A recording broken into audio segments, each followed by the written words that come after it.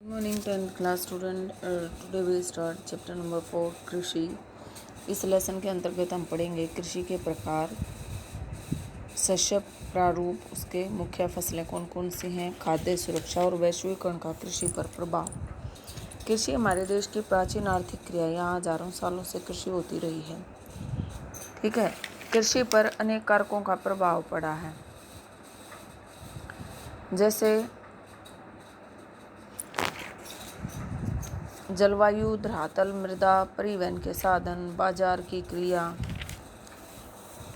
बाजार की निकटता, सिंचाई, कृषि यंत्र, मशीनें, सरकार की नीति, पूंजी, वैज्ञानिक और तकनीकी विकास भी कृषि पर प्रभाव डालते हैं। कृषि का विकास कृषि के प्रकारों में मानव शक्ति की भागीदारी प्रदर्शित कर सकता है। प्रारंभिक जीविका निर्वाह कृषि, गहन जीविका कृषि और वाणिज्यिक कृषि पर वाणिज्यिक कृषि क्रमशः कृषि विकास के महत्वपूर्ण चरण हैं। कृषि भारत की अर्थव्यवस्था का मूल आधार है। हमारी जनसंख्या के 2/3 में कृषि भाग की जीविका का आधार कृषि ही है। भारतीय कृषि पर जनसंख्या का भारी दबाव है। अधिकतम जोतें छोटी हैं। जोतें वो होती हैं जो आप आम भाषा में किले बोलते हैं। ठीक है, 1 एकड़ की, 2.5 एकड़ की। ठीक है। वनों में चारागाहों के कम हो जाने के कारण मृदा की प्राकृतिक उर्वरता बनाए रखने के स्रोत भी सूखते जा रहे हैं। खरीफ की ऋतु मानसून के आरंभ से लेकर मानसून की समाप्ति तक रहती है। यानी खरीफ का जो मौसम है, जब वर्षा ऋतु का आरंभ होता है तो वहाँ से शुरू होता है, और उस मानसून जब समाप्त हो जाता है, चला जाता है, तो वहाँ समाप्त हो जाता है। किसान जून तथा जुलाई में खरीफ की फसलें बो देते हैं। तो खरीफ की फसलें कौन कौन सी, बेटा ध्यान देना है सभी ने। खरीफ की फसलें हैं चावल, ज्वार, बाजरा, मक्का, मूंगफली, जूट, कपास और कुछ दालें भी खरीफ की मुख्य फसलें हैं। रबी की फसल नवंबर में बोई जाती है। रबी की फसलें अप्रैल मई में काट ली जाती हैं। याद रखना आपको, रबी की फसल कौन कौन सी हैं। गेहूँ, चना, सरसों, तोरिया जैसी तिलहन रबी की मुख्य फसलें हैं। अब इन दोनों यानी खरीफ और रबी की फसलों के बीच में एक ऋतु और आती है जिसको जायद की फसल बोला जाता है। ये जायद की फसल जो है, ये इन दोनों जो खरीफ और रबी की फसलें, इनके बीच की अवधि का जो काल होता है उसको जायद की फसल या जायद की ऋतु बोला जाता है। इसमें आप तरबूज, खरबूजे, खीरे आदि उगाते हैं। ज्वार, बाजरा और रागी को मोटे अनाज भी कहा जाता है। मोटे अनाज किसे कहा जाता है? ज्वार, बाजरा, रागी। ये खरीफ की फसलें वर्षा के सहारे पैदा होती हैं। इन्हें सिंचाई की आवश्यकता नहीं पड़ती। ठीक है। मोटे अनाजों में रागी, याद रखना आपको, मोटे अनाजों में ज्वार, बाजरा और रागी। रागी जो है को अधिक वर्षा चाहिए, और ज्वार को रागी से कम वर्षा की आवश्यकता होती है। रागी तमिलनाडु और कर्नाटक में उगाई जाती है। ज्वार की पैदावार मुख्यतः कर्नाटक, आंध्र प्रदेश, महाराष्ट्र और मध्य प्रदेश में होती है। बाजरा महाराष्ट्र, गुजरात, राजस्थान और हरियाणा आदि हिस्सों में उगाया जाता है। मूंगफली, सरसों और तोरिया ये तिलहन की फसलें हैं। मूंगफली खरीफ की फसल है जिसे सामान्य वर्षा चाहिए। सरसों और तोरिया रबी की फसलें हैं। ये मुख्यतः असिंचित क्षेत्रों तक ही सीमित है, जहाँ पर सिंचाई की विधि या तकनीक अभी तक नहीं अपनाई गई है। ये वर्षा के सहारे होती हैं। चाय तथा कहवा भारत की 2 मुख्य पेय फसलें हैं। अगर आपसे पेय फसलों के बारे में पूछे जाए तो मुख्य भारत की जो पेय फसल है वो है चाय और कॉफ़ी।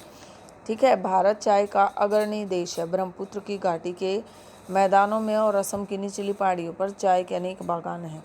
पश्चिम बंगाल के उत्तरी जिलों दार्जिलिंग, जलपाईगुड़ी, नीलगिरी की पहाड़ियों में भी चाय उत्पादन किया जाता है। कहवा कर्नाटक, तमिलनाडु, केरल की लेटराइट मृदा में उगाया जाता है। कपास, जूट और रेशम रेशेदार फसलें कहलाती हैं। गुजरात और महाराष्ट्र कपास के मुख्य उत्पादक राज्य हैं। पश्चिम बंगाल, असम और ओडिशा जूट के प्रमुख उत्पादक राज्य हैं।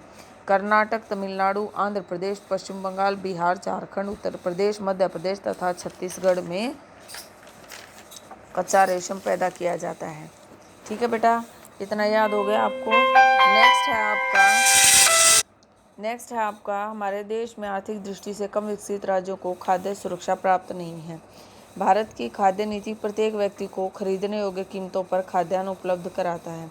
जिनके लिए किसानों को सस्ती दर पर उर्वरक, ऊर्जा और जल उपलब्ध कराया जाता है। सरकार किसानों के खाद्यान्नों का ऊंचा न्यूनतम मूल्य निर्धारित करती है। उच्चतम न्यूनतम मूल्य, याद रखना है आपको, ऊंचा न्यूनतम मूल्य निर्धारित करती है। कृषि को निर्वाह से निकालकर एक आत्मनिर्भर और प्रगतिशील उद्योग बनाने के लिए सरकार ने कई कदम उठाए हैं। उदाहरण के लिए जमींदारी प्रथा कानून बनाकर समाप्त कर दी गई है। चकबंदी के द्वारा दूर दूर बिखरे हुए खेतों को बड़ी जोतों में बदल दिया गया है। सहकारिता आंदोलन को प्रोत्साहित किया गया है। कृषि के विकास को प्रोत्साहित करने के लिए जिले में मार्गदर्शक बैंक खोले गए हैं। राष्ट्रीय बीज निगम, केंद्रीय भंडार निगम, भारतीय खाद्य निगम, भारतीय कृषि अनुसंधान परिषद, कृषि विश्वविद्यालयों, कृषि प्रदर्शनी फार्मों, डेयरी विकास बोर्ड और ऐसी अन्य संस्थाओं का गठन भी किया गया है। ठीक है बेटा। तो भारत की मुख्य जो कृषि पद्धतियां हैं वो कौन कौन सी हैं? भारत की प्रमुख कृषि पद्धतियां जो हैं वो जीविका निर्वाह कृषि है। जिस जीविका निर्वाह कृषि वो कृषि होती है जिसके अंतर्गत आप केवल अपने लिए कृषि का उत्पादन करते हैं। अपने जो आपके खुद के औजार होते हैं जिनमें हाथों का प्रयोग ज़्यादा किया जाता है, प्राकृतिक रूप से जो आपके औजार होते हैं उनका प्रयोग करके आप जीविका निर्वाह कृषि करते हैं।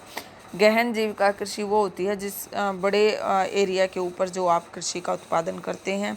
वाणिज्यिक और व्यापारिक कृषि वो होती है जिसका व्यापार करने के लिए आप जिस फसलों का उत्पादन करते हैं, जैसे चावल की जो खेती की जाती है उसको भी आप अंतर्देशीय व्यापार करते हैं।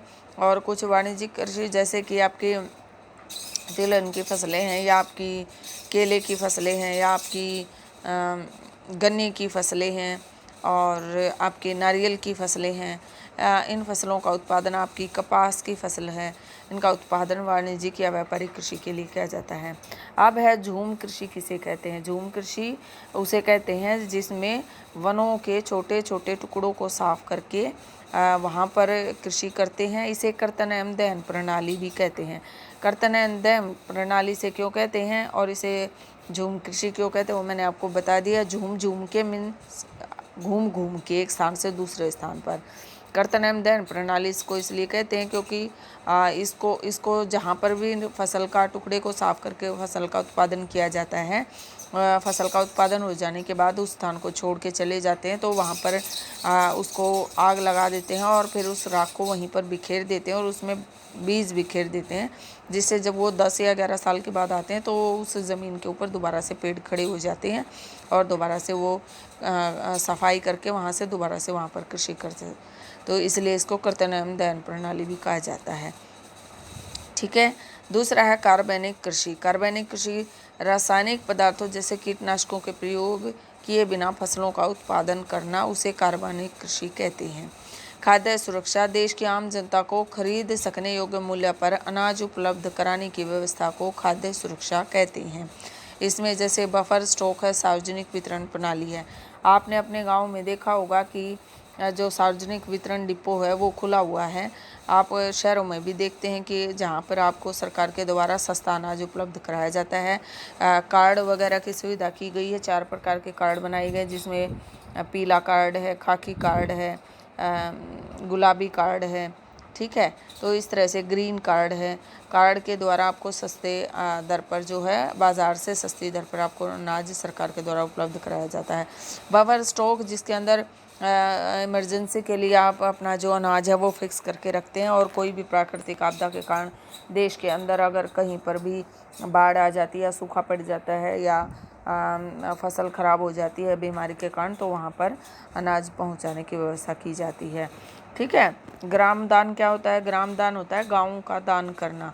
भूदान क्या होता है? भूमि का दान करना। जिसके पास भूमि नहीं है और जिसके पास ज़्यादा भूमि है तो ज़्यादा भूमि लेके, ज़्यादा भूमि वाले से थोड़ी सी भूमि लेके दूसरे जिसके पास भूमि नहीं है उसको दान कर देना। ठीक है। फिर है मिश्रित कृषि किसे कहते हैं? कृषि और पशुपालन का मिश्रित रूप मिश्रित कृषि कहलाता है। गहन कृषि ऐसी कृषि प्रणाली जिसके अंतर्गत एक छोटे भूभाग पर जनसंख्या के दबाव के कारण अधिक मात्रा में फसलों का उत्पादन करना गहन कृषि कहलाता है। फिर है न्यूनतम सहायता मूल्य, सरकार द्वारा घोषित फसलों का न्यूनतम मूल्य। ठीक है बेटा।